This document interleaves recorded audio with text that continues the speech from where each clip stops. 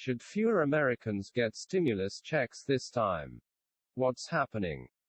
As Democrats move forward with their plan to pass another massive economic relief package, all indications are that the final bill will include a round of $1,400 stimulus checks. The question of just who will receive those checks, however, appears far from settled.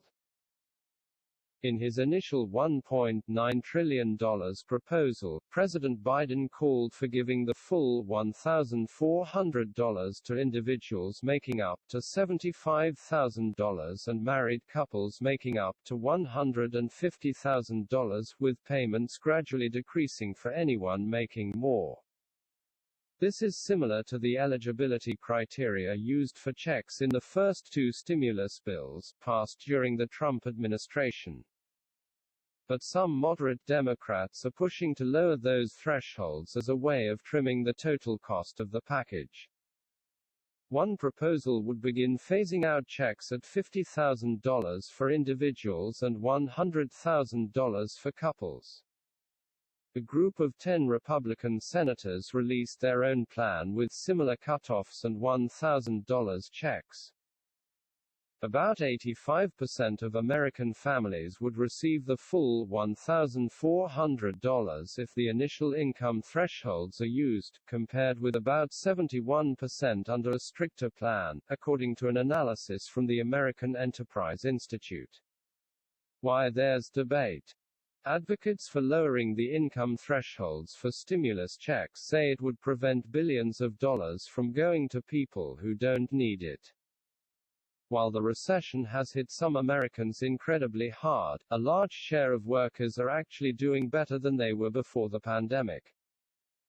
Previous rounds of checks show that people on the lower edge of the income scale immediately spent the money on essentials like rent and food, but those people making more than $75,000 were likely to put their checks into savings. Lowering the eligibility for future checks would prevent the government from taking on extra debt to send out cash that won't do anything to stimulate the economy, supporters say. Critics of the idea say there's little risk to sending checks to people who may not necessarily need it right away, especially when compared with the risk that tighter eligibility leaves out those who are in desperate need of help. Others argue that annual income is a bad way to determine which people are facing financial hardship, since so many people have seen their circumstances upended in the past year. It may also be likely that more middle-class Americans will spend their checks this time around with the end of the pandemic in sight, some say. Another group argues against sending stimulus checks to anyone. Lump cash payments, they argue, are an inefficient way to boost the economy, and it would be better to put that money toward critical services like unemployment insurance and the vaccine rollout. What's next? Biden has taken a firm stand on keeping the checks at $1,400, a figure he sees as fulfilling his promise to provide $2,000 checks when combined with the $600 payments that went out in December. He did, however, say he's prepared to negotiate on who is eligible to receive them. The timeline for when a final bill will be passed is unclear, but Democrats are eager to have a bill signed into law before enhanced unemployment aid expires for millions of Americans in mid-March. Perspectives. Relief should go only to those who need it the most. There are people who genuinely need financial assistance due to the pandemic, and they should get it, but we don't need a fiscal free-for-all. Sure, most Americans would welcome free money from the federal government, but it isn't really free. The bill eventually will come due. Editorial, Post and Courier. Checks won't relieve the problems middle-class people are facing. The things that ordinary real Americans are suffering right now, like the inability to send their kid to school, or the inability to go out for a meal that's not in 24-degree weather, shivering in a parking lot. Those things can't be fixed by a check. Washington Post writer Megan McArdle to KCRW. Checks should go to people who are going to spend them. If we are going to send money to people, we want it to stimulate the economy. Targeting the payments to lower-income households gives you a much higher bang for the buck. Economist Michael Stepner to CBS News. Wider eligibility made sense in the early days of the pandemic, but not now. Dumping money broadly across the public is not a bad idea when the economy needs a spark. But the economy doesn't need stimulus at this point. The public needs relief, not everyone, just the minority who've experienced the pandemic most acutely. Editorial, Los Angeles Times. Congress should be wary of increasing the deficit unnecessarily. For Washington to skimp on urgent needs during a crisis would be a false economy. But that doesn't excuse pumping out cash with a fire hose. Every dollar borrowed enlarges the swollen federal debt. We're lucky that interest rates are low now, making it cheap to borrow. But they won't stay low forever, and when they rise, taxpayers will groan under the weight. Steve Chapman, Chicago Tribune. Stimulus checks are not what the economy needs. The problem is that more buying power, the purpose of stimulus checks, isn't what the U.S. economy needs. While the unemployed clearly require help, the vast majority of Americans still have the jobs, pension checks, Social Security benefits, and welfare payments. Jeff Colvin, Fortune. There is little downside to sending out more money than is necessary.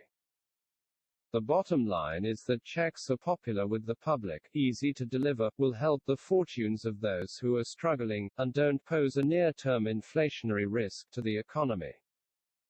Congress should go ahead and send M. Connor send, Bloomberg. The extra money will have supercharged the recovery once the pandemic subsides. Checks are a golden opportunity to make sure Americans' wallets are nice and fat in 2021 so that the economy will pop back to real full employment when everyone is finally vaccinated. Ryan Cooper, The Week. There's no way to determine who actually needs help without leaving people behind. It isn't crazy to think that maybe we should spend more of this $1.9 trillion on those who've been impoverished, and less on those who are more financially secure than they've ever been. But there is a big problem with trying to accomplish this by means testing COVID relief checks. It is not within the federal government's capacity to get relief to every American who is struggling economically, while withholding it from every American who is not. Eric Levitz, New York. Checks are an inefficient form of stimulus, but they are still worthwhile.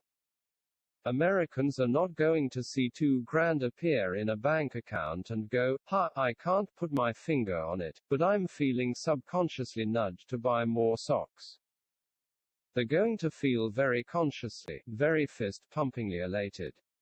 Checks are the confetti cannon of the economic stimulus arsenal, not maximally efficient, just maximally awesome.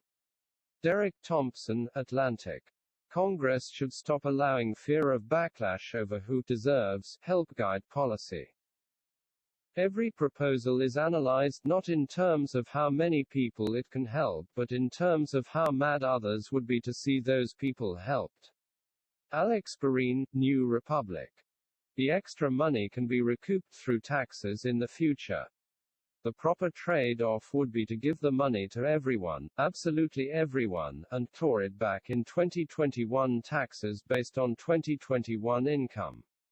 American Prospect Executive Editor David Dayen. Eligibility will be determined based on income information that is wildly out of date. People have not filed the taxes for 2020, meaning that targeted checks would go out based on income information that is now 1 to 2 years out of date, with a pandemic and mass job loss having occurred in the interim. This is not targeting. It is the illusion of targeting, an illusion that will end up hurting tens of millions of people who are currently in need but weren't in 2019. People's Policy Project founder Matt Bruenig to Washington Post.